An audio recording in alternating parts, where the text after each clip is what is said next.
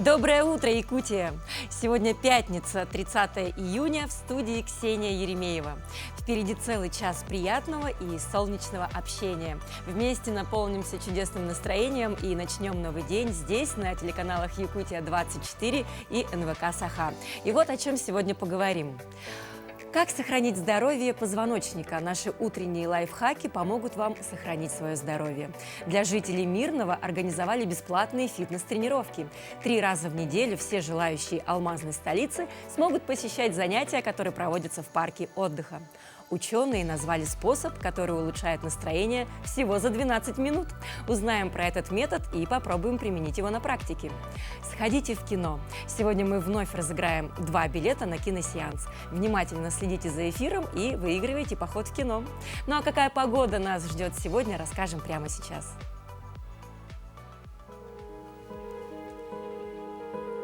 По сведениям гидрометцентра, в 6 часов утра в центральных районах Якутии температура воздуха достигла отметки 22 градуса тепла. В заречной группе температура воздуха составила от 12 до 24 градусов со знаком плюс. В южных районах 16-20, в Вилюйской группе 17-19 выше 0, в нижнеленских районах от 14 до 22 градусов выше 0. В западных районах также от 14 до 19 градусов. В Колымо-Индигирской группе улусов температура воздуха составила от 13 до 26 градусов тепла. В Янских районах 12-17, на северо-западе сегодня прохладно, 3-6 градусов со знаком плюс. В Якутске температура воздуха на 6 часов утра составила 23 градуса тепла, атмосферное давление 742 миллиметра ртутного столба. Сегодня штиль, преимущественно без осадков в течение дня, ветер юго-восточный 4-9 метров в секунду. Температура воздуха составит 33 градусов со знаком плюс.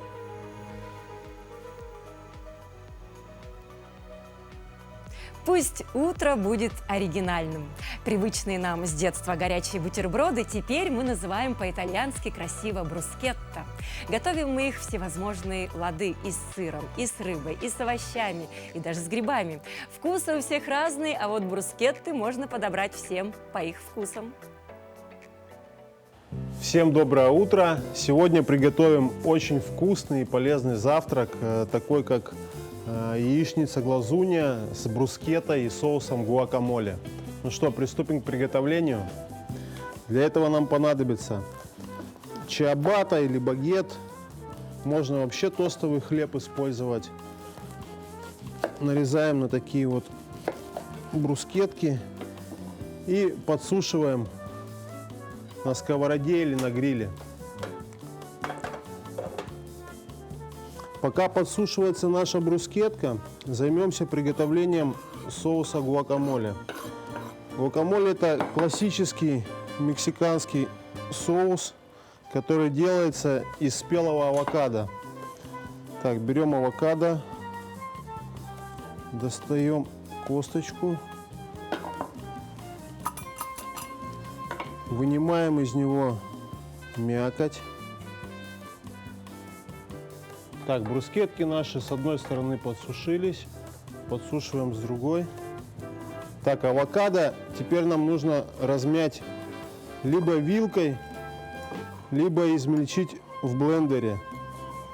Так, авокадо измельчили до однородной консистенции. Вот такая у нас консистенция получается. Для гуакамоле нам понадобятся помидоры, перец чили, лайм, репчатый лук и несколько листочков мяты. Можно использовать вашу любимую зелень, кинзу, петрушку. Так, лучок нарезаем мелким кубиком, добавляем к авокадо. Также нарезаем перец чили. Кто любит поострее, побольше чили. Кто не любит поострее, можно без него, либо совсем чуть-чуть добавить. Добавляем перец чили. Помидоры нарезаем кубиками и добавляем к нашей смеси. Теперь наш гуакамоле нужно заправить. Заправляем его соком лайма Лайм я предварительно вот так покатаю, чтобы он дал больше сока. Разрезаю и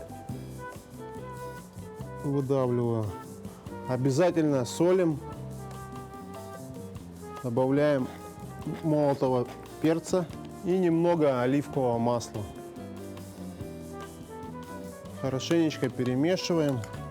Получается вот такая вот прекрасная консистенция. Итак, наш гуакамоле готов, брускеты готовы, осталось пожарить яичницу. Так, на сковородочке с капелькой маслица обжариваем яйца. Я обожаю яичницу-глазунью.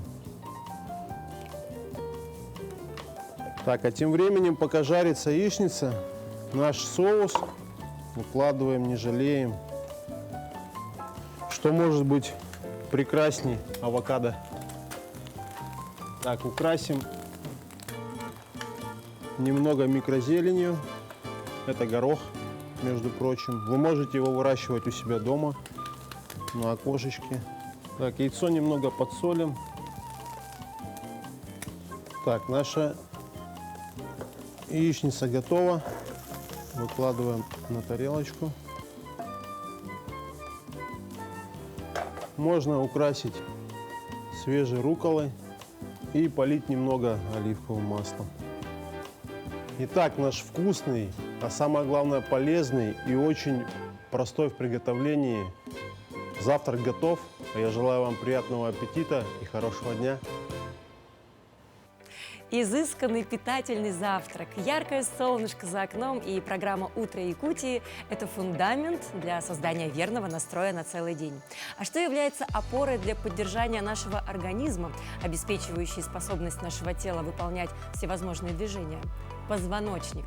Как сохранить здоровье важнейшей части нашей нервной системы? Наши утренние лайфхаки помогут вам сохранить здоровье. Горбимся за рулем. Такая поза, особенно если в ней оставаться продолжительное время, очень вредна для спины. Чтобы снизить нагрузку на вашу спину во время поездки, спинка водительского сидения должна быть слегка отклонена назад. Убедитесь, что вы плотно опираетесь на нее спиной. Ваш таз прижат к сидению, колени расположены слегка ниже линии бедер, а руль находится чуть ниже уровня глаз. Во время долгой поездки старайтесь регулярно останавливаться, чтобы дать спине отдохнуть. Сутулимся за компьютером. Старайтесь сидеть так, чтобы ухо, плечо и бедро были на одной линии, таз был прижат к спинке кресла, а ступни упирались в пол. Экран компьютера при этом должен быть на уровне глаз. И не забывайте регулярно делать перерывы, чтобы потянуться и сделать несколько упражнений. Смотрим в телефон. Когда вы стоя листаете свой смартфон, наклонив голову вперед, на шею и спину оказывается серьезная нагрузка. Лучше не проверять телефон стоя или на ходу, а дождаться возможности удобно сесть и смотреть на экран, держа его на уровне глаз.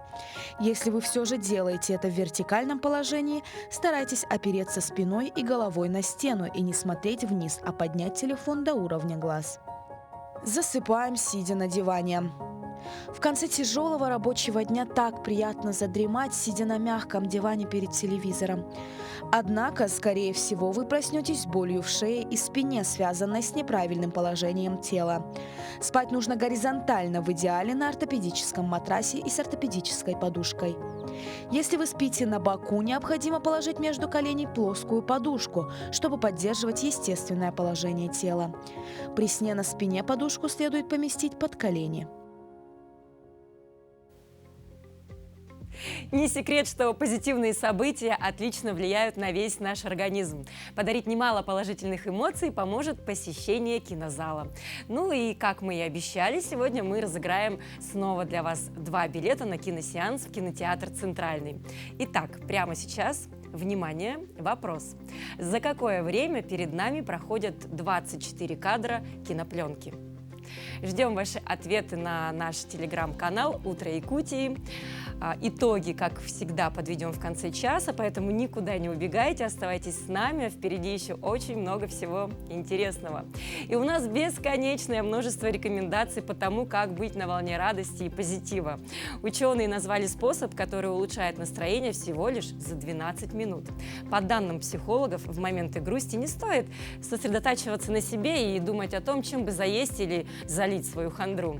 Чтобы быстро улучшить настроение, нужно использовать способ, который называется милосердие. Он предполагает пожелание добра другому человеку.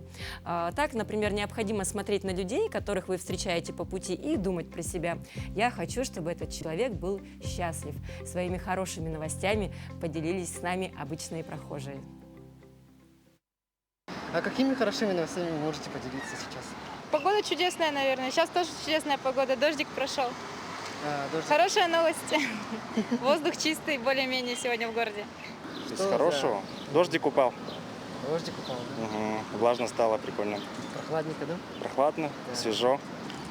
То, что у меня хорошее настроение, могу позвать друзей гулять и так далее.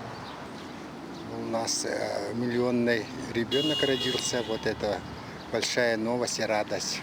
У нас стало 1 миллион человек в Республике Саха-Якутия. Хорошие новости. Ну, чтобы все были здоровы. Ну, недавно приобрел себе компьютер. Довольный сижу. Мощный, да? Ну, среднячок, не скажу, что прям мощный, но лучше, чем ничего в любом случае. Кстати, вот что хотел подметить, газончики стали прям хорошие. Вот. Ну да, я вижу. Ну да, вот там точно прям вот замечательно. Цветочки посадили, и в принципе центр города стал более презентабельный, так сказать.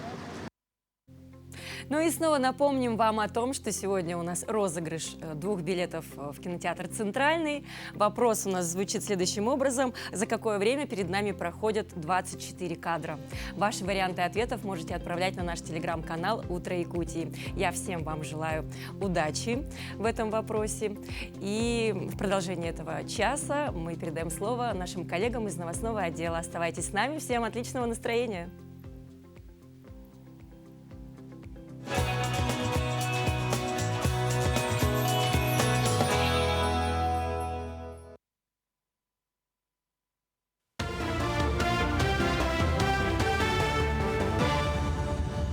Доброе утро, коллеги! Последние новости к этому часу.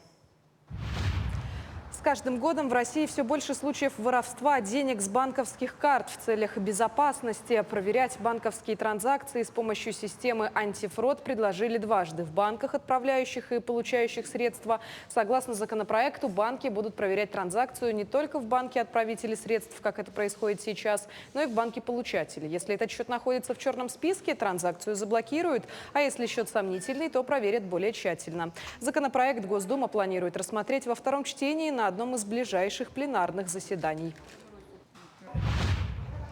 Уровень безработицы в России в мае этого года снизился до 3,2%, следует из данных Росстата. По данным статистики, общая численность безработных в России в мае составила почти 2,5 миллиона человек. В конце марта вице-премьер России Татьяна Голикова сообщила, что уровень официальной безработицы в России снизился в феврале 2023 года до 3,5% и обновил исторический минимум. Таким образом, снижение этого показателя до 3,2% в мае позволяет говорить о новом историческом минимуме. Первый вице-премьер Якутии Дмитрий Садовников на очередном заседании в рамках реализации национального проекта «Безопасные и качественные дороги» поручил выполнить все ремонтные работы в соответствии с планами.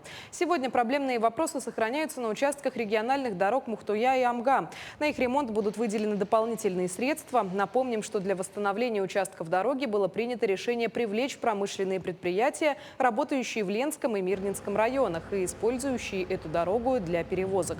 Практически на всем протяжении дороги Алроса выполнила работы по устранению пучин. Мирнинцы пишут живые письма бойцам СВО. К этой акции первыми присоединились волонтеры «Золотые руки ангела», которые с начала спецоперации начали свою деятельность в поддержку бойцов. В трогательных видеопосланиях, так называемых живых письмах, волонтеры записывают простые, но искренние слова и желают солдатам вернуться домой живыми и здоровыми. По словам организаторов, получить такие письма им будет очень приятно, что о них подумают и их поддерживают. Ведь за судьбу бойцов искренне переживают все жители Мирнинского района. Нам передал «Вымпел» город Челябинск. Это волонтеры снимают, чтобы отправить на фронт в поддержку наших бойцов, наших солдатов, что мы с ними, что мы вместе мы сила. Вы знаете, это очень надо, так как я сам приехал недавно с СВО, и когда я зажигал свечи, я всегда вспоминал наших девочек, которые их делают, которые шьют. Это очень приятно. Я считаю, что такие челленджи нужны в поддержку наших солдат и нашей армии. Состоялось закрытие футбольного интенсива «Спартак Юниор». Интенсив проходил в формате дневного лагеря. В течение месяца на тренировочной базе стадиона «Юность» дети проходили теоретическую и практическую базу футбола. Напомним, школа «Спартак Юниор» является частью масштабного проекта по профессиональной подготовке футболистов. Во всех школах проекта применяется методика Академии футбольного клуба «Спартак» имени Федора Черенкова. Так как мы являемся партнерской школой Академии «Спартака», к нам приехали технический директор Евгений Захарович Пташкин и начальник селекционной службы Александр Борисович Судариков. В течение этих 2 дней мы посмотрели от и до весь процесс тренировочный детей, там отметили для себя моменты из тренировок, а также отметили для себя ряд футболистов, которых будем рекомендовать в последующем для прохождения стажировок уже в стенах Академии в Москве.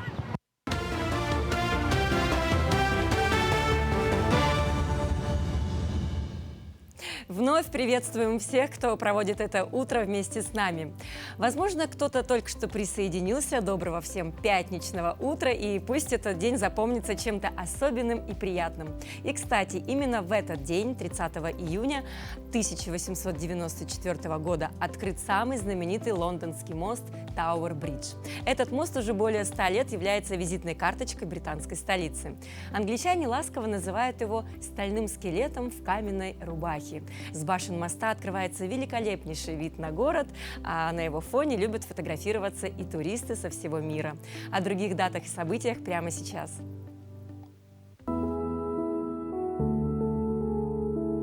30 июня – Международный день астероида, Международный день парламентаризма и День сотрудника службы охраны уголовно-исполнительной системы Министерства юстиции России. По народному календарю яркая зорница 30 июня предвещает хороший урожай, а вечерняя радуга – хорошую погоду. Багровый закат сулит сильный ветер и ненастье.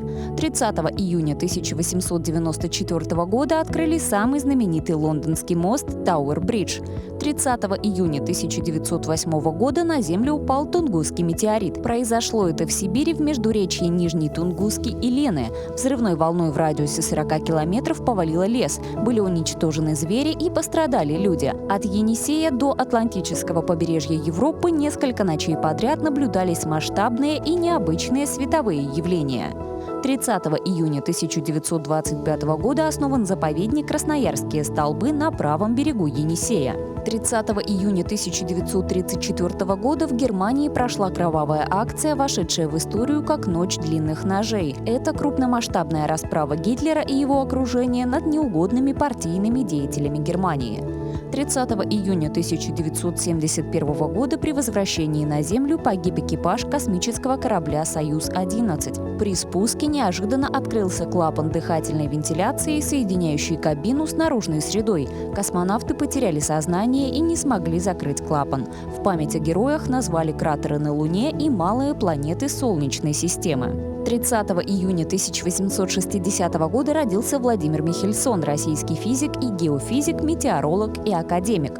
30 июня 1919 года родился Эд Йост, американский воздухоплаватель, создатель современного теплового аэростата. В 1985 году в этот день родился Майкл Фелпс, американский пловец, 23-кратный олимпийский чемпион. Именины в этот день празднуют Иммануил, Иосиф, Исаакий, Кирилл, Климент, Максим, Никита, Пелагея и Савелий. Еще одним важным и ярким событием запомнится этот месяц. С 22 по 24 июня Институт развития образования и повышения квалификации провел летний институт по переподготовке педагогов. В рамках этого события состоялась педагогическая ярмарка. Об этом мы поговорим прямо сейчас. И сегодня в гостях у нас Евгения Андросова, заместитель директора по научно-методической работе Нижней Бестягской средней школы номер 2 Мегино-Кангаласского улуса, и Татьяна Винокурова, учитель химии Нижней Бестягской средней школы номер 2 Мегино-Кангаласского улуса. Евгения, Татьяна, доброе утро. Доброе утро. Рада вас сегодня видеть здесь, в нашей студии. И Взаимно. хотелось бы очень поговорить об этом интересном событии, о ярмарке, откуда появилась вообще эта идея образования ярмарки и как это проходило. Поделитесь сегодня с нами.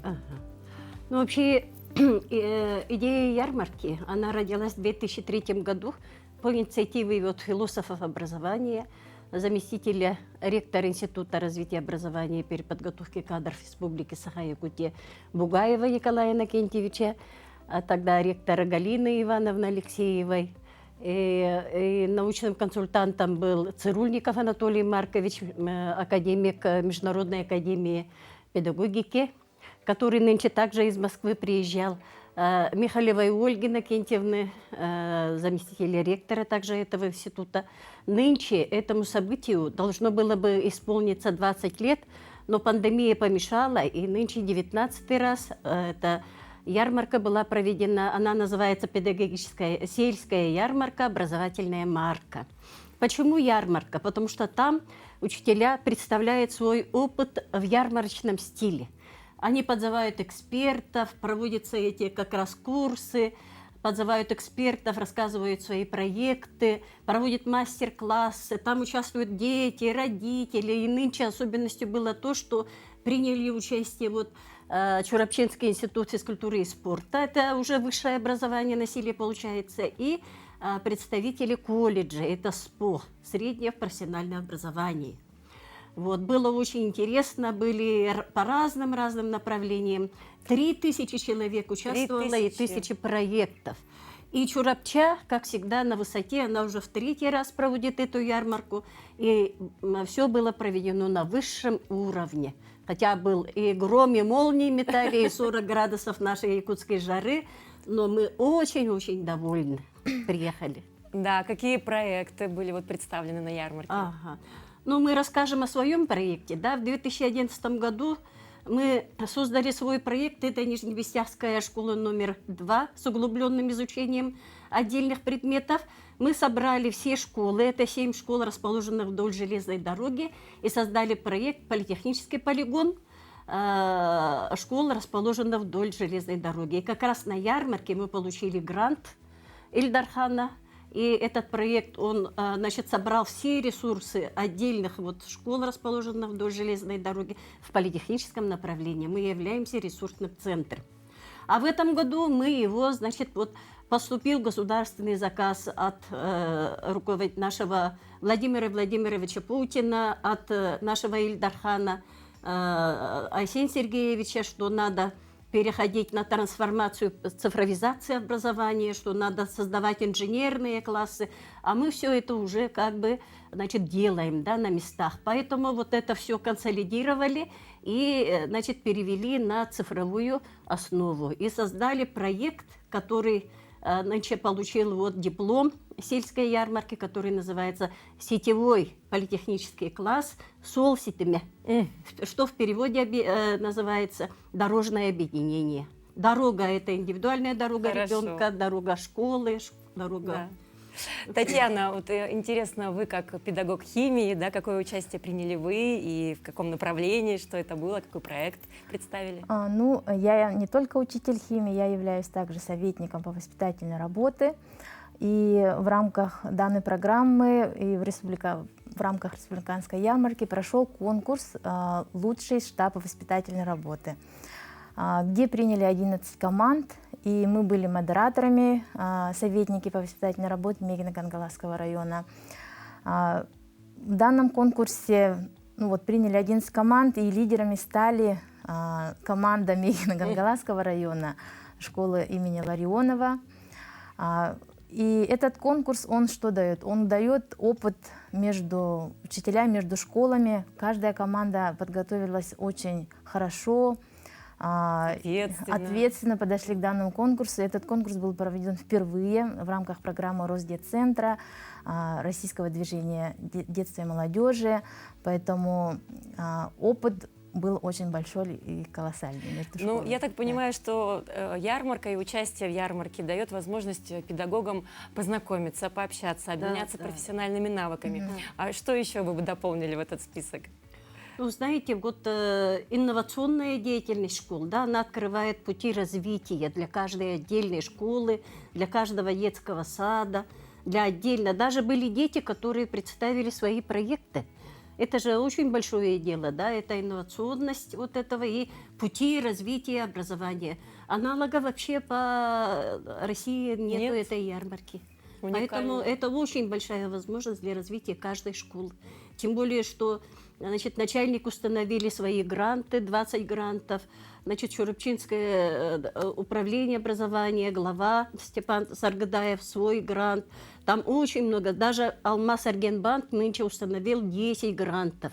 И вот это все, конечно, способствует для развития, значит, каждой образовательной организации, будь то детский сад, будь то СПО или школа. В общем, очень-очень хорошее мероприятие. Да. В будущем году будет либо в Мегино-Кангаласском улусе в нашем, либо в Амге. Еще не решили, но мы уже начинаем, как бы идеи уже собраны. Поэтому начинаем готовиться прямо с сегодняшнего даже дня, мы можем сказать, к этому событию. Это будет юбилейный 20-й, значит, форум «Сельская ярмарка». Да, а как вообще проходило ваше такое внерабочее, скажем, общение? Были ли какие-то тоже, может быть, встречи? Культурная массовая программа, конечно, очень активная.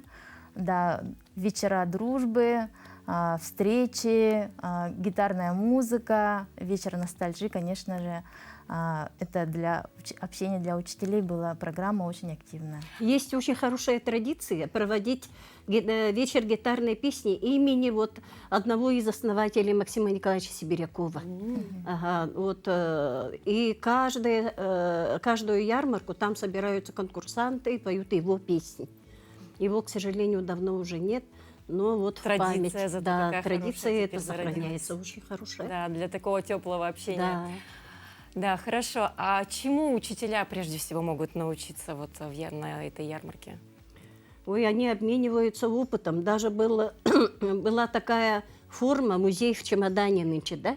И вот они рассказали про опыт в этом чемодане, про опыт старшего поколения, а молодые вот рассказывают о них. Дальше очень много разработчиков своих методических, значит, это и уроки, и пособия, и по функциональной грамотности материалов. То есть обмен абсолютно всем, чем занимается школа. Да. Большое спасибо, что пришли сегодня к нам, рассказали так ярко и интересно про ярмарку. Да, и мы желаем вам успехов. Спасибо Надеемся большое. На новые встречи. Вот. И вам спасибо. Для того, чтобы ощутить восторг и радость от прогулки по лесу, можно и не заходя в лес. Лесной богатырь-художник, царь леса, так называли художника Ивана Шишкина современники. Он много путешествовал по России, воспевая величественную красоту ее природы в своих картинах, которые сегодня известны каждому. Наша рубрика «Музейный гид» каждый раз рассказывает что-то интересное. Леса. Именно так называли Ивана Шишкина его современники. За его картины соперничали между собой Павел Третьяков и император Александр III. А потому неудивительно, что обширные живописные коллекции художника хранятся в Государственной Третьяковской галерее и Русском музее. Третье же по обширности собрания произведений мастера хранится в фондах Государственного музея изобразительных искусств Республики Татарстан, откуда к нам в Якутию прибыла выставка «Иван Шишкин. Живопись и графика». Иван Шишкин родился в 1832 году в городе Елабуга. Сейчас это как раз территория современного Татарстана. В семье купца второй гильдии. И с детства в нем росло и зрело желание стать художником. А потому неудивительно, что в возрасте 20 лет он отправился в Московское училище живописи, ваяния и зодчества, чтобы научиться ремеслу живописца. Затем же он принял решение поступать в Императорскую академию Академию художеств. Что интересно, при поступлении Иван Шишкин поставил себе следующую задачу. Он сказал себе, что если не сможет получить за годы учебы большую золотую медаль, то вернется на родину, вернется домой и станет помогать отцу, станет продолжателем семейного дела. Большая золотая медаль давала художнику исключительную возможность путешествовать по странам Европы и оттачивать свое ремесло, оттачивать свои навыки. И так получилось, что, конечно же, Иван Иванович одержал победу в конкурсе, получил большую золотую медаль и выбрал для себя такие страны, как Германию и Швейцарию. И в 1865 году он написал картину «Вид в окрестностях Дюссельдорфа», за которую получил звание академика от Императорской академии художеств. Годом позднее, в 1866 году, по заказу уроженца Казани, дворянина и коллекционера Андрея Федоровича Лихачева, художник пишет авторское повторение этой картины «Швейцарский пейзаж». Эту работу мы сейчас с вами можем увидеть на выставке. Что интересно, конечно, западноевропейские виды, западноевропейская природа крайне редко встречается на полотнах Ивана Ивановича. Все-таки он был певцом леса, певцом русской природы. Тем не менее, этот пейзаж очень красочный и невероятно притягательный.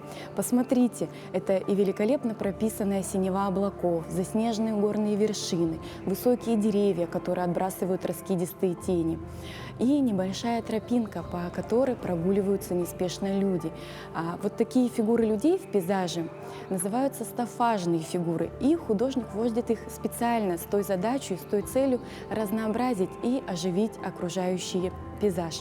Но даже в этой работе можно увидеть в правой нижней части хворост. И посмотрите, именно в этой работе уже художник становится верен своему творческому кредо. Он не приглаживает, не идеализирует пейзаж. Напротив, он показывает природу в ее естественности и первозданности. Приходите на выставку «Иван Шишкин. Живопись и графика», которая работает для всех посетителей до 30 сентября 2023 года.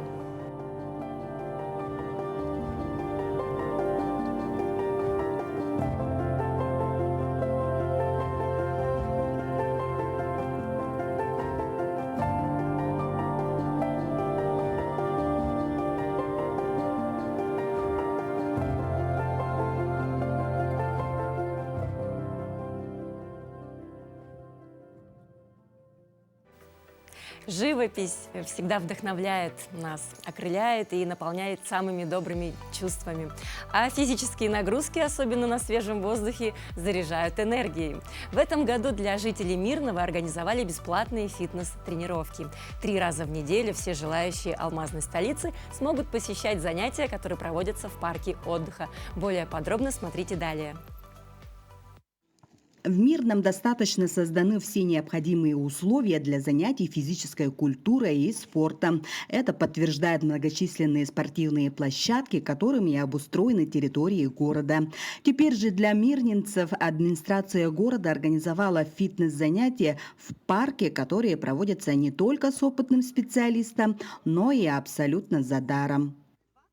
Ну, на самом деле очень здорово. Вообще на свежем воздухе, в компании единомышленников такие мероприятия с пользой для себя, для здоровья, для души. Но для первого раза мне очень понравилось, потому что это сейчас еще такое трендовое направление, умный фитнес, да, экологичный. Вот Лера как раз тот эксперт, тренер, который дает нам эти знания. Все очень мягко, спокойно, но тем не менее уже чувствуется каждая мышца, все суставы прорабатываются. Но это очень здорово на самом деле. Действительно, для прекрасной половины города это большой подарок, ведь многие платят огромные деньги, чтобы позаниматься с инструктором. А с появлением бесплатных тренировок, которые проводятся 3 раза в неделю, количество желающих получить заряд и подтянуть фигуру все больше и больше. Я являюсь тренером экологичного фитнеса и занимаюсь в основном оздоровлением суставов. Вот, и с этим предложением тоже вышла на город. То есть я знала, что проводятся такие занятия, то есть можно выйти, и предложила свои услуги для города. Вот, и на что любезно согласились, и вот мы занимаемся сейчас в парке в летнее время. Хотелось бы, чтобы люди побольше выходили на улицу. Лето у нас очень короткое, зимний период малоактивный, малоподвижный, и вот как бы такая возможность есть у наших мирнинцев. Замечательно.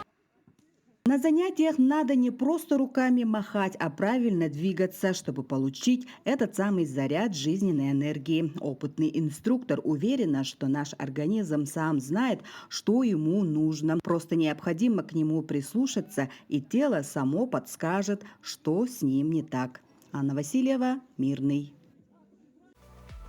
В жаркий летний день, когда температура достигает невыносимых значений, многие спортсмены предпочитают оставаться в прохладе и отдыхать. Но есть и те, кто не боится столкнуться с испытанием – бег в жару. Это экстремальный вид тренировки, который требует не только физической выносливости, но и особого ментального настроя. В 7 часов утра на стадионе уже собрались люди, которые вышли на пробежку. Одним из них является Александр Маэда, мастер спорта по легкой атлетике на 100 километров. Занимается бегом с 2017 года. Он сюда ходит каждый день. Для него бег – это неотъемлемая часть распорядка дня. Но чтобы заниматься спортом было комфортно, Александр серьезно подходит к выбору униформы. Ведь в такую погоду нужно, чтобы не было жарко и некомфортно. Меня зовут Александр Маэда. Я являюсь мастером спорта по легкой атлетике. В жаркое время надо одеваться по погоде.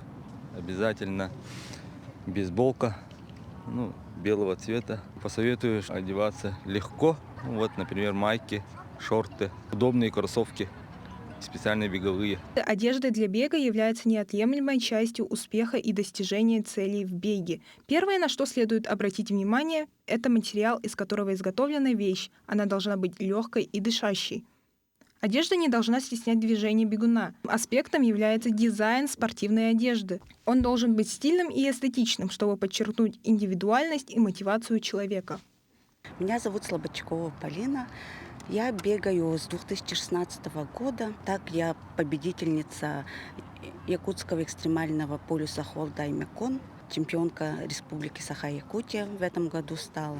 Те, кто хочет заниматься бегом, я советую выйти просто, встать и выйти на пробежку. Начинать понемножку, по самочувствию, а лучше заниматься, конечно, с тренером. Если вы решили заняться бегом, гимнастику и разминочные упражнения игнорировать нельзя, иначе можно получить травмы, вывих стопы и повреждения связок. Для того, чтобы хотелось бегать и дальше, рекомендуется соблюдать правила тренировки и технику бега. Такой комплекс упражнений займет не более 10 минут. Дальше можно начинать пробежку в среднем темпе, постепенно увеличивая темп. И таких любителей утренней пробежки на главном стадионе столицы несколько десятков. И это хорошо, ведь утренний спорт всегда придает вашему новому дню сил и бодрости. Тогда вы не только успеваете выполнить свои цели и задачи, поставленные на день, но а также держите себя в тонусе и в лучшей форме. Сасклана Васильева, Георгий Григорьев, Якутск. В это пятничное солнечное утро у нас невероятные гости в студии. И я рада представить вам, наши дорогие телезрители, технического директора Академии «Спартак» имени Черенкова Евгения Пташкина и начальника селекционной службы Академии «Спартак» имени Черенкова Александра Сударикова. Доброе утро, Александр. Доброе утро. Доброе утро, Евгений. Рада видеть вас сегодня в нашей студии с утра. Пусть это утро будет у нас спортивным. Поговорим, конечно же, о футболе и обо всем, что с этим связано. Да? Вот интересно, вы являетесь представителями известной спартаковской кузницы талантов, много взаимодействуете с регионами нашей страны, теперь и с Якутией. Интересно узнать цель вашего приезда и как вообще происходит взаимодействие с нашим регионом. У Академии «Спартак» большая обширная сеть партнерских школ, и прежде всего это наш большой проект совместный с клубом, это «Спартак Юниор». И по приглашению руководителя местной футбольной школы «Спартак Юниор» города Якутск Владислава Иванова мы сюда приехали. Мы давно с ним сотрудничаем. Сотрудничество школы и академии – это прежде всего тренерские стажировки, которые на регулярной основе проходят в Академии «Спартак».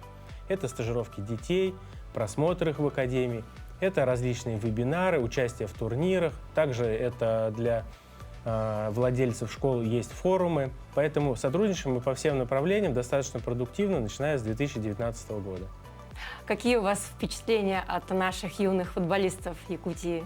Впечатления очень хорошие. Мы знали их и до приезда, потому что где-то раз в полгода ребенок из Якутии приезжает к нам в Академию «Спартак» и проходит недельную стажировку. У нас были дети там 2010 года рождения, 2012, 2013. Дети хорошие, дети одаренные, есть над чем работать и куда расти. Поэтому главное, чтобы тренерский состав занимался, чтобы дети их слушали, и когда-нибудь, надеюсь, что один из детей пополнит ряды Академии «Спартак». Ну, конечно, интересно узнать, на какие качества вы в первую очередь обращаете внимание при отборе в Академию. Ну, это вопрос к Александру Борисовичу, как к начальнику селекции. Хорошо. Ну, для каждой возрастной категории, в принципе, есть небольшое отличие. Но в основном, на что мы смотрим, это мышление, техническое оснащение и быстрота. Быстрота во всех ее проявлениях. Это быстрота принятия решения, ну и как быстро пробежать. То есть, как бы это основополагающий. Основа. Основу, да. Понятно. Но вот благодаря вашему многолетнему опыту и профессионализму, да, я думаю, что вы уже выявили такое четкое понимание вообще, каким должен быть футболист и что конкретно нужно сделать для того, чтобы вот стать таким настоящим футболистом. Какие это качества? Футболист должен быть всесторонне развитым.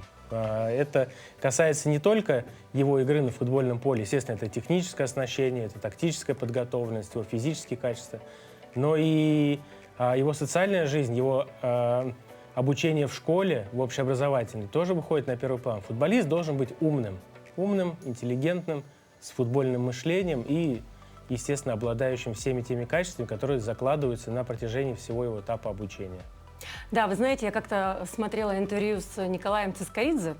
Он не только известный артист балета, да, он еще и педагог. Я понимаю, что балет и футбол — это, конечно, несопоставимые вещи, но, тем не менее, думаю, в каждом из, и как и в футболе, как и в балете, есть такая основа, где нужно трудиться и нужна огромная сила воли. Так вот, мне понравился его совет, который он давал родителям, о том, что когда, говорит, дети приходят к нам, и мы смотрим на них, мы оцениваем их физические, природные данные, и мы сразу можем сказать, что вот этот ребенок солистом балета никогда не будет. Если вы готовы, ну, то есть он обращается к родителям, да, к этому, принять это, осознать и не мучить ни себя, ни ребенка, то как бы добро пожаловать. Но если для вас это принципиально, чтобы ваш ребенок был таким вот главным, то как бы вы подумаете, вот в футболе есть что-то такое подобное, вот чего бы вы хотели посоветовать родителям, на что бы они обращали внимание? Ну, как бы вот... Если есть, конечно. Может быть, для футбола, для футболистов все попроще, нежели для артистов балета. Какие-то природные такие особенные качества. Ну, вот вы сказали ум, мышление, а что-то еще? Или это все в процессе выявляется? Ну, давайте так. Что такое футбол? Это великая игра, интересная игра, которая приучает людей к спорту, к здоровому образу жизни. Наверное, это первостепенный, такой социальный, глобальный социальный вопрос. Это самое, и родители должны это понимать. Это первое. Во-вторых, участвуя в этом процессе, люди знакомятся с коллективом, да, как себя в нем вести. Плюс они занимаются интересной игрой, получают эмоции. Это тоже немаловажно для наших детей. Конечно. Ну а задача, наверное, родителей, нас, тренеров, поддерживать в этом. У них есть мечта. Почему мы должны ее отнимать? Мы должны ее, наоборот, дарить, эту мечту. Ну, у мальчика есть желание там добиться результата в спорте. Даже если у него на сегодняшний период что-то не получается, наша задача поддерживать, а не убивать эту мечту. Да, и родители, да, вы понимаете, то есть о чем. Футбол — это такой вид спорта, где все приходит со временем. Главное — желание, мечта, стремление к этому виду спорта. Ну, понятно, кто-то есть более одаренный, кто-то менее одаренный. Ну, я у каждого согласен, все да. это усилием и трудом, все это можно развивать. Техника, она же ведь всю жизнь, насколько я понимаю, да, развивается. Нет предела, да, совершенства в футболе? И все дети развиваются по-разному. Кто-то может сейчас выстрелить, а кто-то выстрелит там, в 10 лет, кто-то выстрелит в 15. Да. Поэтому кого-то надо ждать, верить, заниматься, и все придет. Ну и потом, даже если ты не стал, например, знаменитым футболистом, у тебя не получилось, помимо этого еще много профессий. Это же и тренер, да, и тренер по физподготовке. Это и спортивный журналист, и врач. Ну, то есть там спектр-то сумасшедший. И селекционер. Точно, да. Какой огромный спектр, действительно. Какое широкое, да, вот восприятие футбола. Интересно. Хотели бы вы что-нибудь пожелать нашим юным футболистам, их родителям, нашим телезрителям якутским? Ну, пожелать, конечно, в первую очередь хотелось бы, чтобы они любили то, чем они занимаются, чтобы они отдавали всех себя, слушали своих тренеров. А футбол, он всегда отблагодарит. Если в него верить, то футбол придет в любом возрасте всегда на помощь, он всегда пригодится. Да, спасибо вам огромное. Спасибо, что пришли сегодня к нам. Спасибо. Да, мы вам желаем успехов, такого благоприятного сотрудничества в дальнейшем. Вот, и хорошего вам дня. Спасибо, всего доброго. Большое, и вам. До свидания. Ну и в продолжении часа мы передаем слово нашим коллегам из новостного отдела.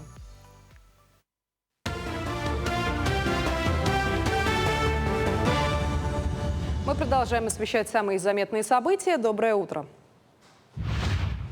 Дума приняла закон о защите от кибератак регистрационных данных в сфере недвижимости. На сферу госрегистрации недвижимости будет распространен комплекс мероприятий, которые уже применяются государством для защиты критической информационной инфраструктуры России. Новые нормы вводятся для обеспечения безопасности регистрационных данных в сфере недвижимости, чтобы защитить их от хакерских атак и похищения. Впрочем, сейчас можно только предполагать, каким последствиям приведут попытки хакеров взломать базы данных и, например, изменить данные о собственниках недвижимого имущества или просто похитить эти сведения в мошеннических целях. Вопросы демографической политики обсудят на ежегодной Всероссийской конференции «Демографическое развитие Дальнего Востока и Арктики». На уникальной экспертной площадке в формате дискуссии федеральные и региональные органы власти, представители институтов развития, эксперты, деятели науки и общественности обсудят актуальные вопросы и пути решения по улучшению демографии. Организаторами выступают Министерство по развитию Дальнего Востока и Арктики, Корпорация развития Дальнего Востока и Арктики и правительство Амурской области. С начала 2023 года 759 детей, родившихся раньше срока, проходят восстановительное лечение в отделении Катамнеза. Младенцы поступают в учреждение из отделения патологии, имея вес от 1,5 килограммов. За их здоровье борются 9 врачей и 10 сотрудников среднего персонала. Они проводят процедуры лечебной физкультуры, массажа, физиотерапии и другие. Дети остаются под наблюдением до 3 лет. Напомним, что отделение работает с 2018 года и является единственным в Дальневосточном федеральном округе. Значит, Катамнез – это наблюдение за детьми после рождения, именно вот за недоношенными детьми, которые имеют определенные проблемы в развитии своем. Да? И мы, значит, в качестве оказываем реабилитационно-восстановительное лечение с помощью современных методик и технологий восстановительного лечения. Туда у нас, значит, в настоящий момент мы проводим массаж, лечебную физкультуру, физиопроцедуры.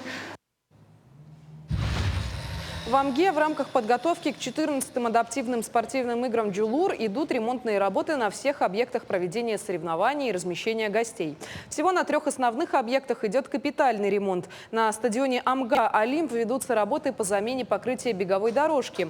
В здании спортзала «Дружба» Амгинской ДЮСШ идут работы по замене сетей водоснабжения и благоустройства. Также ремонт пристроек, где будет проходить настольный теннис. На других объектах идут ремонтные работы по обеспечению доступной среды для спортсменов и гостей. Все работы планируют закончить до 5 июля. Проводятся субботники по обустройству туалетов, душевых, ремонту объектов питания, навесов. Кроме этого, для удобства передвижения спортсменов-колясочников должны оборудовать переходы через тепловые сети и дорожки для беспрепятственного прохождения всех препятствий. Кроме этого, проводятся большие капитальные ремонты на 3 объектах проведения спортивных состязаний. Новое мобильное приложение НВК «Саха» запустили 2 недели назад. С тех пор его установили 17 902 человека. Пик аудитории наблюдался 25 июня в период проведения ЭСЭХа Туймады. В этот день приложением одновременно пользовались 11 205 человек. На данный момент в приложении НВК «Саха» доступны архивы самых популярных передач компании, а также детские мультфильмы. Кроме того, здесь можно посмотреть новостные программы, прямые трансляции, послушать подкасты и музыку. Приложение можно скачать в Google Play и App Store. Напомним, что в ближайшее время старое приложение НВК «Саха» и приложение «Радио Т-Тим» перестанут работать. К этому часу это все новости. Хорошего дня!